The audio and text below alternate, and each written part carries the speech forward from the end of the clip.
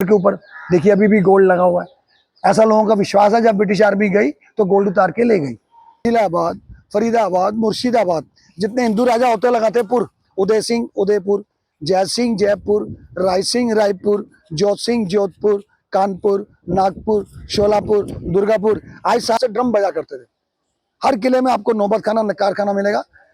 घर के दरवाजे में बिना डोर बेल के घर में दरवाजा नहीं होता। जब आप इस गेट से एंटर करेंगे आपको दो कैनल्स मिलेंगी, उस गेट को बोलते हैं लाहौरी गेट।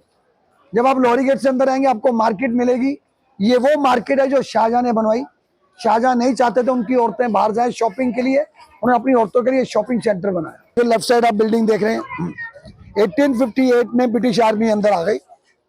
फर्स्ट इंडिपेंडेंस वार शुरू हुई थी 1857 10 में फ्रॉम मेरठ, मगर ब्रिटिश आर्मी लेट आई 1858 में।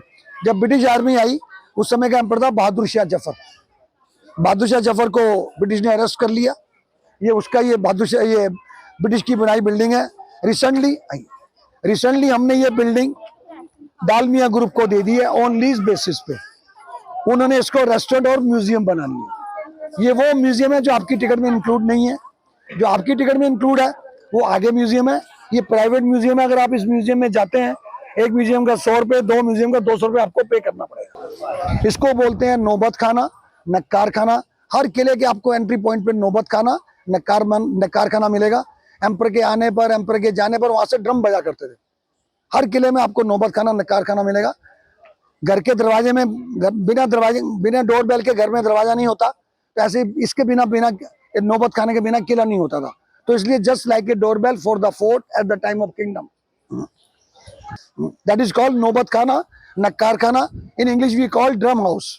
On arrival of the king, on departure of the king, for welcoming the king, drums were beaten from there at the time of kingdom. So just like a doorbell for the fort. जो सामने आप जो building देख रहे हैं red one, इसको बोलते हैं दीवाने आम। जब आप इस बिल्डिंग को देखते हो तो आपको लगता है एक पिलर है, उसके पीछे मल्टीपल पिलर्स हैं जो आपको पता नहीं चल रहे क्यों। सबके सब वेल स्ट्रेट हैं, वेल अलाइंड हैं। मैं आपको किसी भी एंगल से दिखाऊंगा, सारे कॉलम आपको वेल स्ट्रेट, सारे arches symmetrical from every angle. अभी ऑन द वे आपको इधर से देखिए, सारे कॉलम वेल अलाइंड है, सारे आर्चेस सिमेट्रिकल हैं। आप कहीं से भी देखेंगे हर चीज आपको सिमेट्रिकल नजर आएगी, और सारे कॉलम वेल अलाइंड, सारे arches symmetrical from every angle. सारे कॉलम वेल अलाइंड है, सारे आर्चेस सिमेट्रिकल है।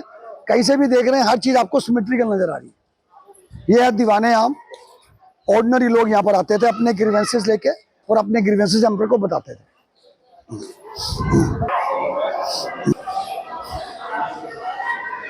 इसे बोलते हैं seat of the king, emperor के बैठने की जगह।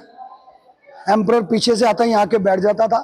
आम जनता आती थी अपने ग्रीवेंसेस लेके, और अपने ग्रीवेंसेस एम्पर के सामने खड़े होकर बताती थी। पहले ग्लासेस नहीं थे, लोगों ने क्या किया, इसके ऊपर ही चढ़ना शुरू कर दिया। लोग उसको डैमेज ना कर दे, रिसेंटली हमें ग्लासेस लगाने पड़े। Kindly come near. Red flower inside, orange flower outside. ये पेंटेड नहीं है, ये कलर्स नहीं है, they are stones like Taj Mahal. जो ग्रीन है वो मलाकाई स्टोन है। मलाकाई स्टोन को काटा, पत्तियों की तरह काट के लगा दिया। रेड है रूबी, रूबी स्टोन को काटा, काट के लगा दिया। ऑरेंज है कॉर्नेलियन, कॉर्नेलियन स्टोन को काटा, काट के लगा दिया। इस काम को बोलते हैं मीनाकारी। यही काम ताजमहल में हुआ है, यही काम यहाँ हुआ। ऐसा क्यों? क्योंकि दोनों का बनाने वाला सेम आर्किटेक्ट, उनके नाम थे लाहौरी, तभी उस गेट को नाम दिया लाहौरी गेट। वही सामने टेबल देख रहे हैं, वन सिंगल स्टोन की वाइट मार्बल की टेबल है, वहां पर डॉक्यूमेंट्स रखे जाते थे। आप इधर से देखेंगे तो आपको बिल्कुल विजिबल नजर आएगा, क्लियर नजर आएगा। अगर आप इसी सीट ऑफ द किंग को फ्रंट से देखेंगे आपको कुछ भी नजर नहीं आएगा। तो जितने विजिटर आए वो सब इधर से देखें, फ्रंट से मत देखें। फ्रंट से देखेंगे तो उनको कुछ भी नजर नहीं आएगा। आइए फ्रंट से दिखा, नहीं आ रहा, फ्रंट से कुछ भी विजिबल नहीं है। तो मेरा लोगों से, मेरा विजिटर से रिक्वेस्ट है, जब उनको सजेशन है, जब भी आए वो उधर से देखें, इधर से ना देखें। इधर से उनको कुछ भी नजर नहीं आएगा। Nothing is visible from that side. If they want to see better they should go aside. So nothing is visible from this side. किला बनाया है क्यों? शाहजहां पहले आगरा रहता था, गर्मियों में कश्मीर जाता था। आगरा से दिल्ली, दिल्ली से कश्मीर बहुत टाइम लगता था। शाहजहां ने सोचा अगर मैं दिल्ली आ जाऊं, दिल्ली सेंट्रल प्लेस है, यहाँ से हर जगह जाना बड़ा इजी रहेगा। शाहजहां अपनी कैपिटल लेके आगरा से दिल्ली आ गया। जब दिल्ली आया तो उसको रहने को जगह चाहिए थी, तभी उसने एक किला मुबारक बनाया। फिर उसने एक नई कैपिटल बनाई, उसने उसको नाम दिया शाहजहानाबाद। जितने मुस्लिम एम्पर होते थे उस टाइम में, eight the time of kingdom, जब वो कोई सिटी बनाते साथ में बाद लगाते थे। औरंगजेब औरंगाबाद, तुगलकादीन तुगलकाबाद, हैदराबाद, अहमदाबाद, इस्लामाबाद, इलाहाबाद, फरीदाबाद, मुर्शिदाबाद, जितने हिंदू राजा होते लगाते पुर, उदय सिंह उदयपुर, जय सिंह जयपुर, राय सिंह रायपुर, जोत सिंह जोधपुर, कानपुर, नागपुर, शोलापुर, दुर्गापुर। आज सारे किंगडम्स खत्म हो गए, तो सारे शाहजहानाबाद को क्या बोलते हैं? पुरानी दिल्ली। जब ये किला बना उस समय जमुना रिवर पीछे ही थी। शाहजहां ने क्या किया? जमुना रिवर के पानी को अंदर लाए और ये सारे फाउंटेन लगाए। ये सारे फाउंटेन इधर लगाए, ये सारे फाउंटेन इधर लगाए। इधर क्यों नहीं लगाए? क्योंकि इनकी सारी औरतें सामने रहती थी। एम्परर चाहता था अगर हमारी औरतें बाहर आए उनको कंफर्ट्स मिले, और अंदर रहेंगी तो ये सारी आवाज उस तरफ जाएगी तो उनको अंदर भी कंफर्ट्स मिलेगा। तो ये सारे फाउंटेन शाहजहां ने अपनी लेडीज के कंफर्ट्स के लिए लगाए थे, ताकि ये सारे फाउंटेन्स उस समय एसी और कूलर का काम करते थे। जो सामने बिल्डिंग देख रहे हैं वो रंग महल है, उनकी औरतों का पैलेस है। तो शाहजहां ने अंदर भी एक नहर बना दी ताकि उनकी औरतों को अंदर भी गर्मी ना लगे।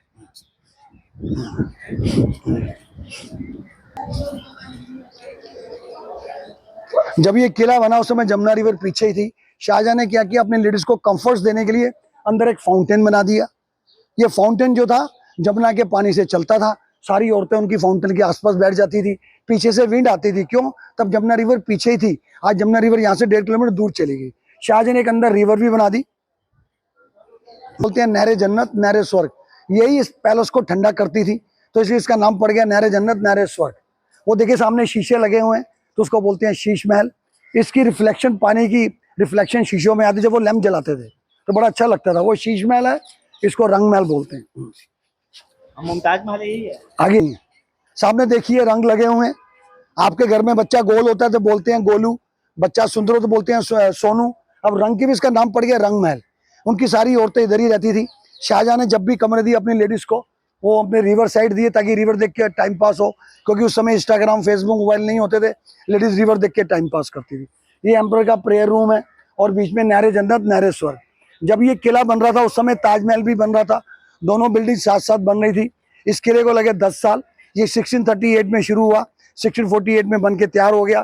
ताजमहल 1632 में शुरू हुआ, 1654 में बन के तैयार हो गया। तो दोनों बिल्डिंग साथ साथ बन रही थी। ये रास्ता रिवर को जा रहा है। जब भी शाहजहां को आगरा जाना होता था, यहाँ से उतर के बोट लेके आगरा जाते थे।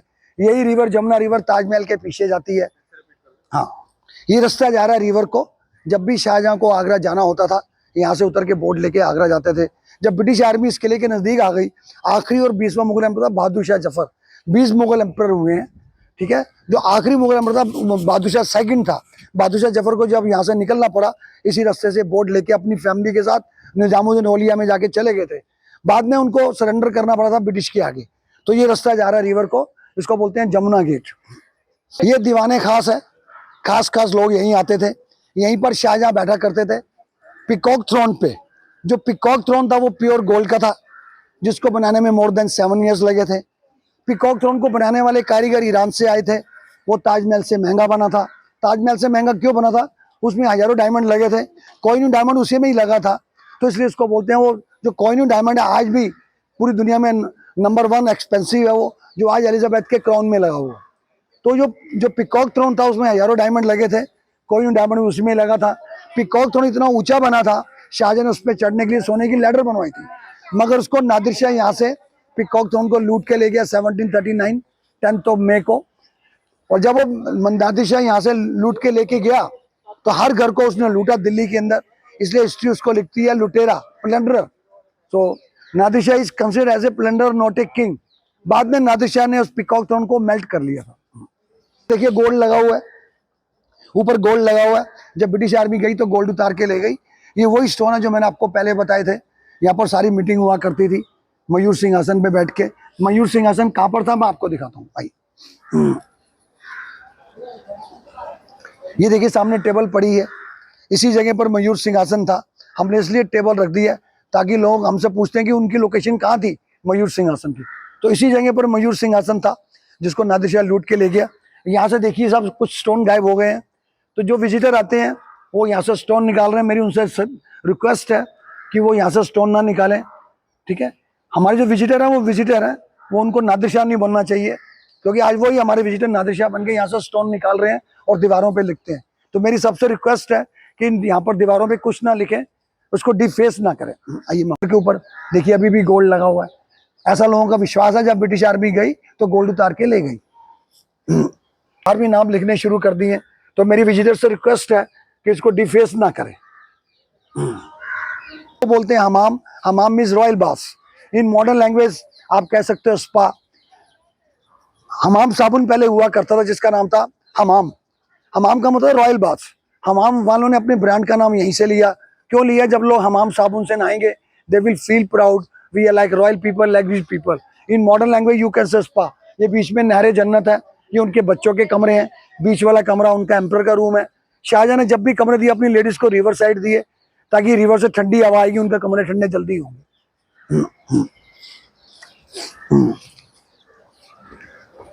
ये मुक्ता मस्जिद है, औरंगजेब ने बनाई, मोती मस्जिद बोलते हैं।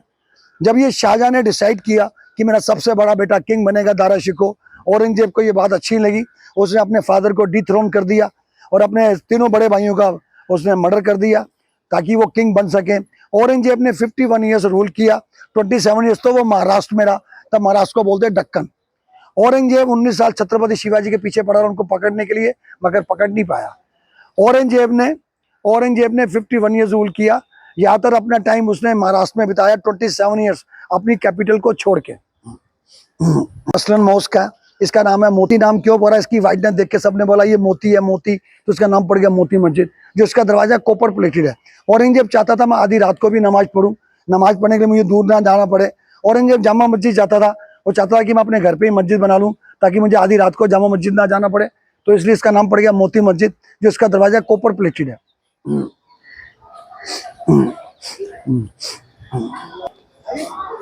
2 महीने होते हैं बारिश के, जिसको हिंदू बोलते हैं सावन भादो। सावन के महीने में उनकी फैमिली यहाँ बैठती थी मुगल्स की, बारिश का एंजॉय करने के लिए। बारिश इधर से ना आए, इधर दीवार बना दी, बैठ के एंजॉय करते थे। अब आ गया भादो, बारिश आएगी, इधर से कोई दीवार तो है नहीं, तो भादो में उस वाइट वाली बिल्डिंग में चले जाते। ये सावन, वो भादो। 1 महीना यहाँ बैठते थे, 1 महीना उधर जाके एंजॉय करते थे बारिश का। इसमें तो मुगल्स के कपड़े हथियार हैं, आप मुगल्स के कपड़े हथियार देख सकते हैं। इस बिल्डिंग में जलियांवाला बाग के बारे में हिस्ट्री है। 3rd बिल्डिंग में सुभाष चंद्र बोस के बारे में हिस्ट्री है। सुभाष चंद्र बोस के बारे में यहाँ पर हिस्ट्री क्यों है? जो INA के सोल्जर्स थे, शाहनवाज खान, गुरबचन सिंह ढिल्लन, सहगल, उनको इन्हीं बिल्डिंग में इम्प्रिजन किया था। उन पर ट्रायल भी यहीं हुई थी। उनको किसने डिफेंड किया था? जवाहरलाल नेहरू, काटजू, देसाई, आसफ अली। जब गांधी जी को असैसिनेट किया गया था तो नथुराम गोडसे को यहीं लाया गया था। उसकी ट्रायल भी यहीं हुई थी, अंडर लॉक एंड की में। जो उसने स्टेटमेंट दी थी वो आज तक किसी को नहीं मालूम। जब उसने स्टेटमेंट दी कि मैंने गांधी को क्यों मारा, तब उस समय दरवाजे बंद कर दिए गए थे। किसी को ये नहीं पता आज तक कि गांधी को मारा क्यों है। तो नथुराम गोडसे की जो स्टेटमेंट है वो किसी को नहीं पता। DC खोसला ने, जिसने इसको जजमेंट दिया था, उसने अपनी बुक में लिखा है, जब नथुराम गोडसे स्टेटमेंट दे रहा था, हर आदमी बड़ा इमोशनल था कि मैंने गांधी को मारा क्यों है। और अगर वहाँ पर ज्यूरी होती तो नथुराम गोडसे को फांसी नहीं होनी थी। तो मेरी आपसे सबसे ये मेरी सजेशन है, रिक्वेस्ट है कि जब भी आप किला देखने आए तो 80 रुपीज़ की टिकट लें, 50 रुपीज़ की टिकट मत लें। 50 रुपीज़ में म्यूजियम नहीं है, 80 रुपीज़ में म्यूजियम है। अगर आपको मेरी ये वीडियो अच्छी लगे तो आप लाइक जरूर कीजिए और मेरे चैनल को सब्सक्राइब कीजिए। Thank you very much.